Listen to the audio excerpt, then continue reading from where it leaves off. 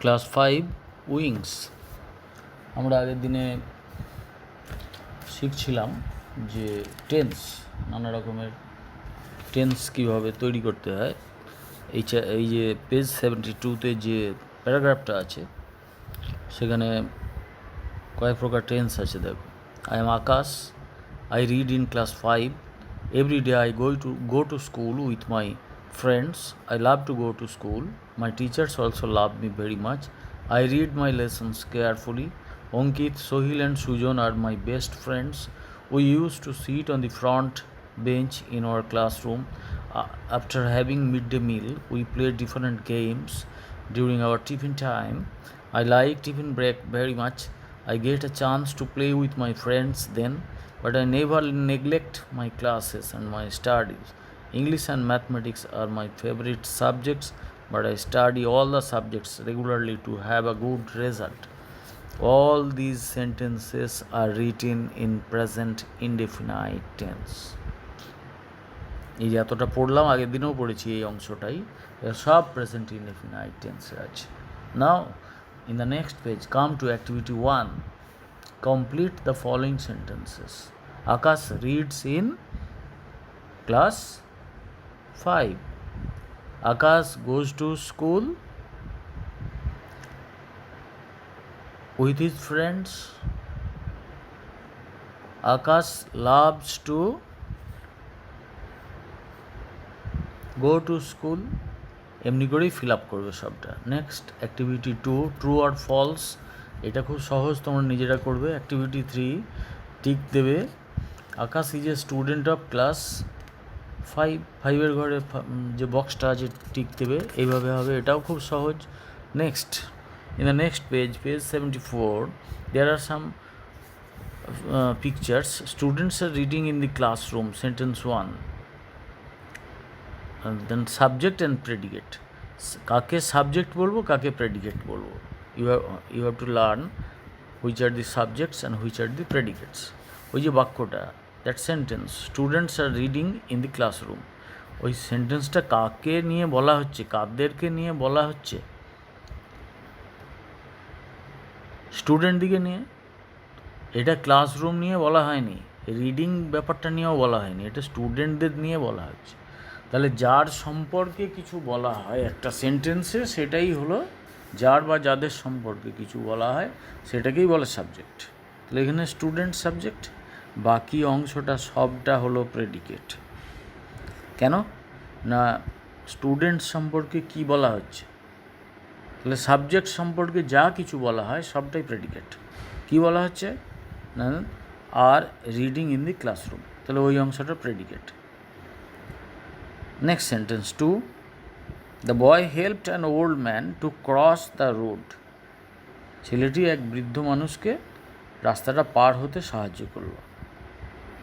এটা কার কথা বলা হচ্ছে? বৃদ্ধ মানুষটার কথা, রাস্তাটার কথা, না ছেলেটির কথা, না পার হওয়ার কথা? অবভিয়াসলি এটা ছেলেটি সম্পর্কে বলা হচ্ছে, দ্য বয়। তাহলে দ্য বয় হলো সাবজেক্ট, ছেলেটি সম্পর্কে কি বলা হচ্ছে, সাবজেক্টটার সম্পর্কে কি বলা হচ্ছে না, helped an old man to cross the road, ওই অংশটা বলা হচ্ছে ছেলেটি সম্পর্কে, তাহলে ওই অংশটার predicate. The Ganga is a famous river, কার সম্পর্কে বলা হচ্ছে? দ্য গঙ্গা। কি বলা হচ্ছে? ইজ এ ফেমাস রিভার, ওই অংশটা প্রেডিকেট। তাহলে যার সম্পর্কে বলা হয় সেটা হলো সাবজেক্ট, আর সাবজেক্ট সম্পর্কে যা বলা হয় সেটা হলো predicate. In the next page, page 75, there are some examples of subject and predicate. You will read these examples and try to identify the subjects and predicates. Next, in activity 4, underline the subject and predicate. Amrita can sing sweetly. কার সম্পর্কে বলা হলো? অমৃতা সম্পর্কে। তাহলে অমৃতাতে underline করে তার নিচে লেখো subject. তোমার খাতায় লিখবে এইভাবেই, অ্যাক্টিভিটিগুলো খাতায় করো। আর ক্যান সিং সুইটলি, এই অংশটা হলো প্রেডিকেট। আচ্ছা, এরপরে আমি একটা বাংলা বাক্য বলছি, এটার থেকে সাবজেক্টটা খুঁজে বার করো তো। যে সকালবেলায় গাছের শাখায় বসে পাখিরা কিচিরমিচির করে।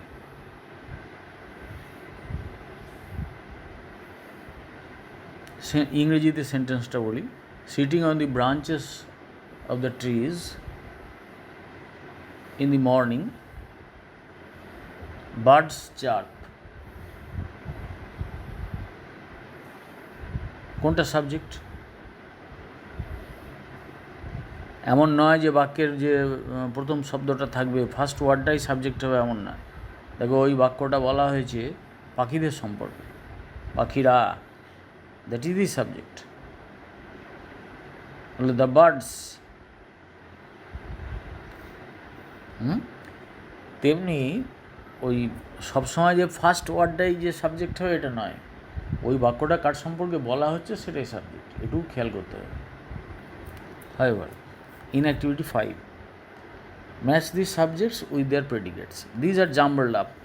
সাবজেক্টের সঙ্গে প্রেডিকেটের মিল নেই। যেমন আওয়ার টিম, তারপরের পাশেই লেখা আছে রুল হিজ কিংডম। তাহলে আওয়ার টিমটা তো তার রাজ্য শাসন করতো না, তাহলে মিল নেই। তাহলে কোনটার সঙ্গে ওটার মিল হবে? দেখো, 4 নম্বর সাবজেক্টের ঘরে 4 নম্বরটা আমি একটাই বলে দিই, the king rule his kingdom. ঠিক আছে? তাহলে এইভাবে তোমরা জাম্বলড আপ সাবজেক্ট অ্যান্ড প্রেডিকেটকে করবে, মেলাবে। In the next page, page 77, present continuous tense. I have discussed about present continuous tense. কোনো কাজ চলছে বোঝালে, যেমন আমি তোমাদের ইংরেজি পড়াচ্ছি, এটা চলছে, তোমরা এখন ইংরেজি শিখছো। You are learning English now. You are learning English now. তাহলে যদি বলি তোমরা ইংরেজি শেখো, মানে সব দিনই শেখো, তাহলে প্রেজেন্ট ইনডেফিনাইট হয়ে যেত। সাধারণত কাজটা হয় বোঝালে, সব দিনই হয় বোঝালে, অভ্যাস বোঝালে, নিত্য সত্য বোঝালে প্রেজেন্ট ইনডেফিনাইট হয়। সেরকম ক্ষেত্রে কী হবে? ভার্বের শুধু ভার্বটা বসবে কর্তার পরে, সাবজেক্টের পরে। তাহলে ইউ, যদি তোমরা ইংরেজি শেখো, ইউ লার্ন ইংলিশ। আমি ইংরেজি পড়াই, আই টিচ ইংলিশ। আর তোমরা ইংরেজি শিখছো, ইউ আর লার্নিং ইংলিশ। আমি ইংরেজি শেখাচ্ছি, I am teaching English. Page 77-এ প্রেজেন্ট কন্টিনিউয়াস টেন্স কীভাবে ফর্ম হয় দেখো। ভার্বের সঙ্গে আইএনজি, তার আগে অ্যাম, ইজ কিংবা আর অক্সিলারি ভার্ব হিসেবে থাকবে। দেখো, এবং এটা পড়বে গোটা পেজটা। আমি এই নিয়ে ডিসকাস করে দিয়েছি আগের দিনে কীভাবে হচ্ছে। In the next page there are also some more examples about present continuous tense. হ্যাঁ, in the middle, Ajay is a naughty boy. Ajay খুব দুষ্টু ছেলে। He is going to school alone. সে একাই স্কুলে যাচ্ছে। What is he doing on his way. রাস্তায় সে কী করছে? Ajay is walking on the road. সে রাস্তায় হেঁটে যাচ্ছে। Ajay is jumping on the road. সে রাস্তায় লাফ দিচ্ছে, লাফাতে লাফাতে যাচ্ছে, দুষ্টু ছেলেরা যা করে। Ajay is plucking flowers from the road side garden. ফুল তুলে নিচ্ছে রাস্তার ধারের বাগান থেকে। The above sentences show some actions that are happening at present. ওই যে দেখো, ওই যে কাজগুলো, ওই অজয় ইজ এ নটি বয়, এটা প্রেজেন্ট ইনডেফিনাইট টেন্স। বাকিগুলো দেখো কতগুলো অ্যাকশন চলছে এখন, বোঝাচ্ছে এগুলো চলছে, এগুলোই প্রেজেন্ট কন্টিনিউয়াস টেন্স। যা চলছে তা present continuous tense. There are more examples in the next page. At page 79, you will work out all these examples and learn how to form present indefinite and present continuous tenses. So, today we shall studied up to page 81. This is the end of the class for today, and you just sit down with your exercise book and a pen and note down all the activities, work out all the activities. and in the next day we will start from the next page.